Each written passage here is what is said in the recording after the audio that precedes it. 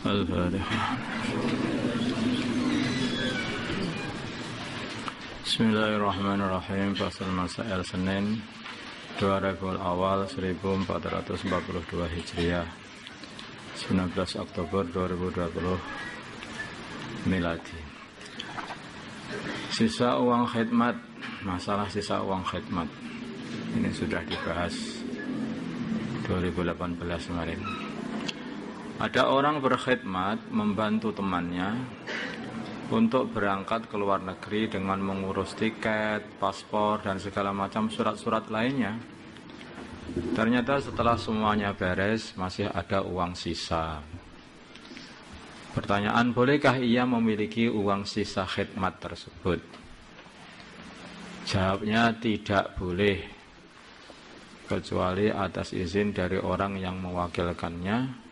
Karena status dia adalah sebagai wakil, maka jika ada sisa harus dikembalikan kepada mewakil orang yang mewakilkannya, yang menjadikan dia wakil.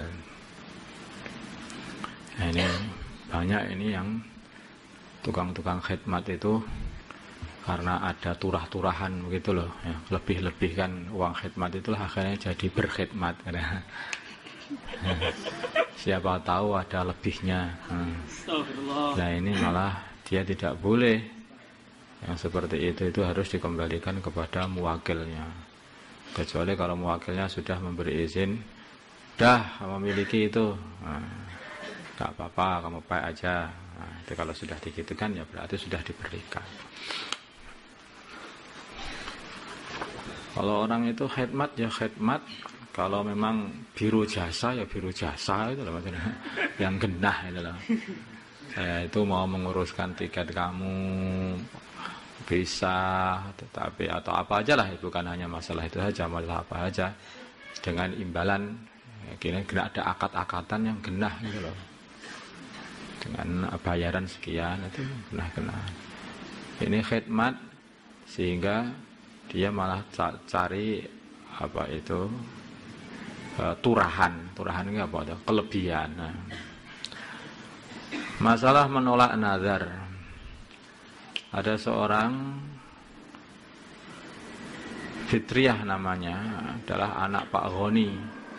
Pada suatu hari Pak Goni berkata kepada anaknya, yaitu Fitriyah, katanya, jika nanti kamu sudah mengkhatamkan hafalan Qur'anmu, maka Bapak bernadar untuk mengumrohkanmu, memberi bekal untuk umroh. Setelah si Fitrah menyelesaikan hafalan Al-Qur'annya, yaitu khatam, karena merasa kasihan kepada orang tuanya, maka dia menolak pemberian biaya untuk umroh itu orang tuanya, untuk mengumrohkannya. Pertanyaan, apakah perbuatan Fitriyah tersebut diperbolehkan atau dibenarkan? Ya boleh saja dia menolak berbuat seperti itu. Kedua, apakah nadar Pak Goni menjadi gugur sebab dia ditolak oleh anaknya? Nadarnya ditolak oleh anaknya, ya nadarnya menjadi gugur. Tiga, masalah Al-Quran dalam HP atau komputer. Bagaimana hukum memegang HP atau komputer yang di dalamnya terdapat apa itu software atau aplikasi Al-Quran dalam keadaan dia itu hadas, tidak ada wudhu? Jawab, diperinci, jika aplikasi tersebut dibuka atau sedang terbuka dan tampak tulisan Al-Quran, maka hukumnya HP-nya itu sama seperti mushaf, sehingga orang yang berhadas tidak boleh menyentuhnya, karena muncul di situ itu berubah jadi mushaf. Jika tidak dibuka, maka tidak tampak tulisan Al-Quran, hilang mushafnya, maka boleh menyentuhnya dalam keadaan berhadas, karena tidak dianggap sebagai mushaf.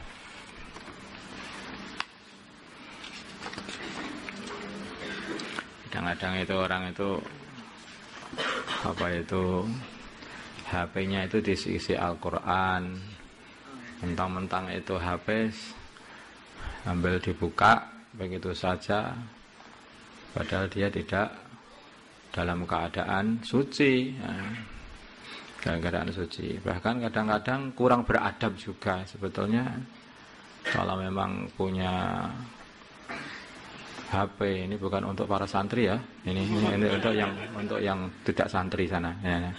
Untuk para ustadz yang sudah nikah ini saja. Ini bukan.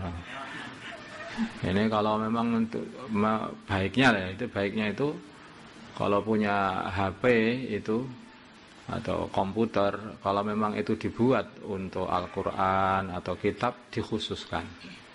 Khusus satu aja ya untuk Al-Quran, untuk kitabnya, Maktabah Syamilah, hanya untuk itu saja. Terus tidak usah dikasih nomor HP, dikasih apa sih namanya, kartu, ya, nggak usah dikasih kartu, nggak usah dikasih chipnya, itu udah. Pokoknya khusus untuk membaca Al-Quran, nah, seperti itu. Jadi jangan, ya ini juga Al-Quran, juga HP, juga film, juga macam-macam.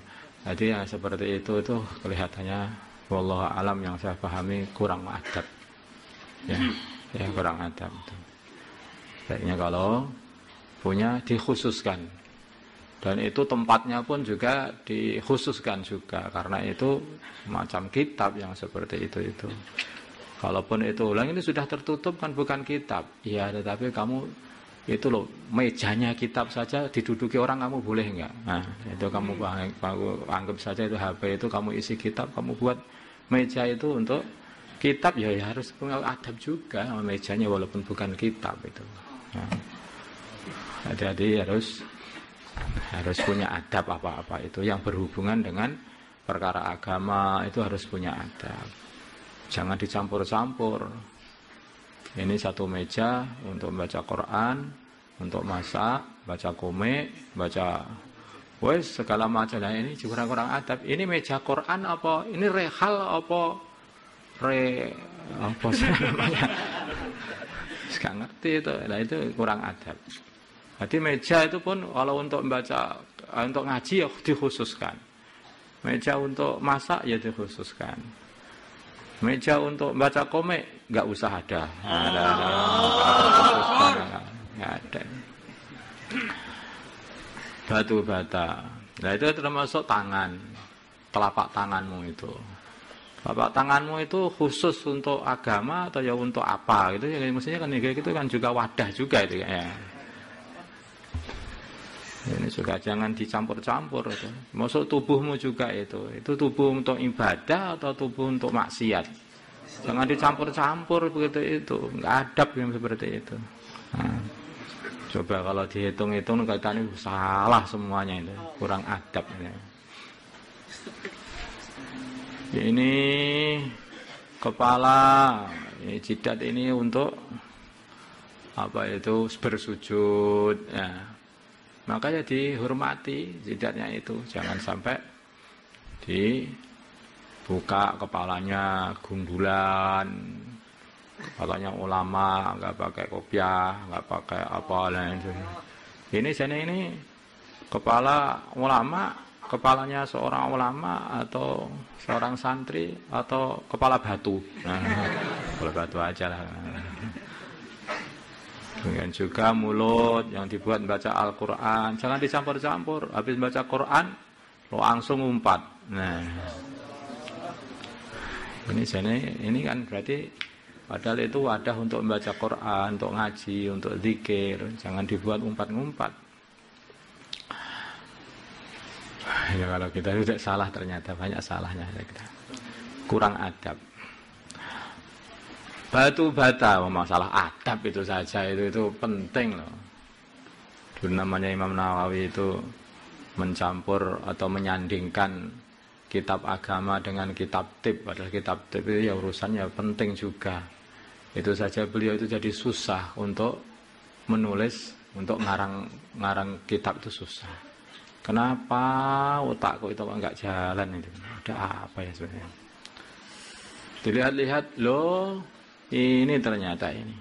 Saya sandingkan kitab kedokteran bersanding dengan kitab agama. Ini harus ditaruh di bawah ini kitab bagian kedokteran taruh bawah, kitab agama taruh di atas, ada tertibnya seperti itu. Ini Quran dicampur dengan ini, dengan itu, lah itu berbahaya, itu kurang adab. Itu loh mungkin jadi nakal kayak seperti itu. Astagfirullah. Batu bata bercampur kotoran hewan ternak. Bagaimana hukum membuat dinding bata yang dicetak dari bahan tanah liat dan serbuk kayu yang dicampur dengan kotoran hewan yang halal dimakan dagingnya seperti kotoran kuda, sapi, kambing, dan lain-lain? Jawab, ini boleh saja dan dihukumi suci, dianggap suci. Boleh dan ini dianggap suci.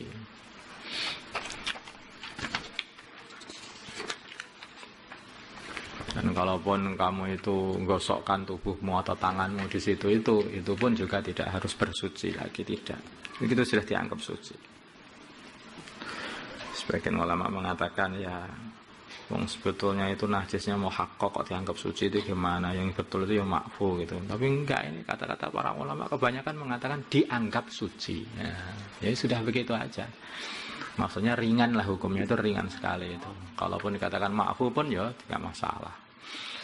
Allahumma shalli ala sayyidina Muhammad wa ala sayyidina Muhammad wa ala sayyidina Ibrahim wa ala sayyidina Ibrahim wa ala sayyidina Muhammad. Allahumma arham sayyidina Muhammad wa ala sayyidina Muhammad wa ala aslih sayyidina bainaka. Allahumma ansur mad sayyidina Muhammad wa ala sultan nasira sallallahu alaihi wasallam. Alhamdulillah rabbil alamin.